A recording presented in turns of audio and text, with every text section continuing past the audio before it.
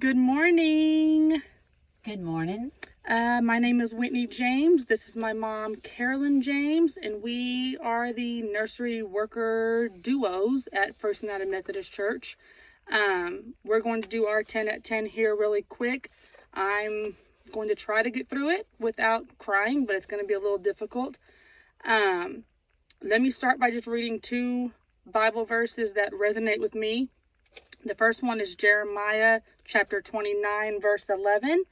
And it reads, "For I know the plans I have for you, declares the Lord, plans to prosper you and not to harm you, plans to give you hope and a future."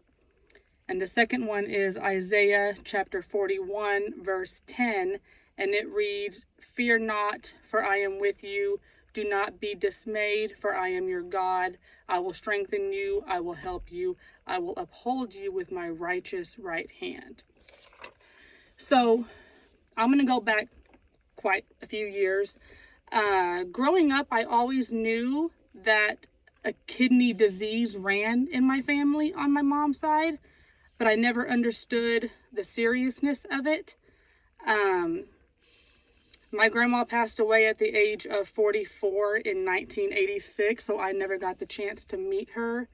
And my great uncle, Uncle Freddie was great uncle. Yes. My great uncle passed away when I was 5 of this kidney disease. 1995, 96? 96. Okay, so I was 6. And then my aunt, my mom's older sister, for as long as I can remember, 16 years. 16 years? Yeah, she was on dialysis. Okay, so she lived on her own for a little bit. But as long as I can remember, she's always been in a nursing home and she's been cared for by other people, first responders, if you would. And she was on dialysis. She had the kidney disease too. She didn't take care of herself. So that startled me a little bit. And then in March 16th, 2007, my mom was diagnosed with the same debilitating kidney disease. Also known as polycystic kidney disease. And it's hereditary. It runs in the family. there's no cure for it. There's no cure for it. There you go. So it was a kick to the gut for our family because we had no idea what the outcome was going to be. And then on when was your transplant? March 17th, 2009. March 17th, 2009, almost 2 years to the day after being diagnosed, she received a kidney transplant. And 2 months later, my aunt, who was in the nursing home, died May 12th, 2009. She died. And the kidney disease is what ultimately took her life. She went into kidney failure, renal failure. So now we're going to fast forward. My mom is doing great. She's on anti-rejection medications, nothing, even the 2 years that you had it though. I mean, nothing really changed. You were on medications for it, but nothing changed. No, I wasn't. Well, after I had my transplants, that's when I was on the medications for it. Right. But you still lived your life normally. Like nothing changed because really. I didn't want anybody to look at me or to view her me sickly. as being sickly. Right. So now we're going to fast forward January 4th, 2013. 10 years as of yesterday. Yeah, yesterday marks 10 years. It was a huge shock to our family. New Year's Eve, so 4 days prior, she didn't make it to my grandma's house to ring in the new year. She was sick, nauseated, little small fever, didn't really feel like going out. So we left her here, and then we went to just ring in the new year at my grandma's. Came back, and 2-3 days roll by, and she's not really eating, still has the fever, still really nauseated, not going to the bathroom. And we were like, okay, something's not right. So at that point, my dad called paramedics to our house. Shout out, by the way, to Curtis Greenberg, who is still a firefighter for Cedar Hill.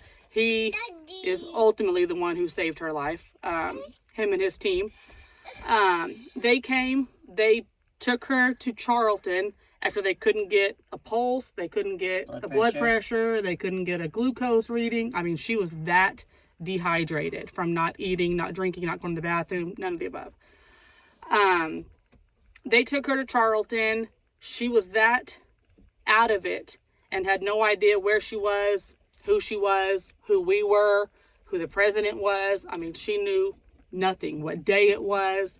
So they made the decision that because she was a kidney patient and you had the transplant, I guess, that they needed to care flight her to Methodist Central, Big Methodist in Dallas, because that was where the transplant unit, the transplant ward. That's my daughter. Sorry. We're on our way to get. Went septic. She had blood poisoning. The kidney literally was dying, and when it died, it was taking me with it. And so they had no choice. And she does not fly. She does not get in airplanes. She does not get in helicopters. None of the above. But they had no choice but to care flight her at that point, to get her there quicker. So I say this because my dad, was a blubbering mess standing outside of the hospital as they were lifting her up in care flight because nobody knew. There were doctors, there were specialists, there were surgeons that were basically telling my dad, start making arrangements, start preparing for the worst, that she's possibly not going to come out of this.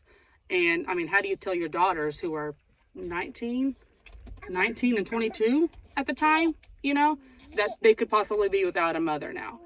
And so even my sister, she was a blubbering mess outside in the parking lot. But for whatever, yes, baby. But for whatever reason, I wasn't. I was at peace. Like, I was the only one who just kind of knew everything was going to be okay. She's going to come out of this. But we're going to fast forward because she stayed in the hospital at Methodist Central from January 4th, 2013. Till April Fool's Day, 2013. So we're looking at 4 months easily.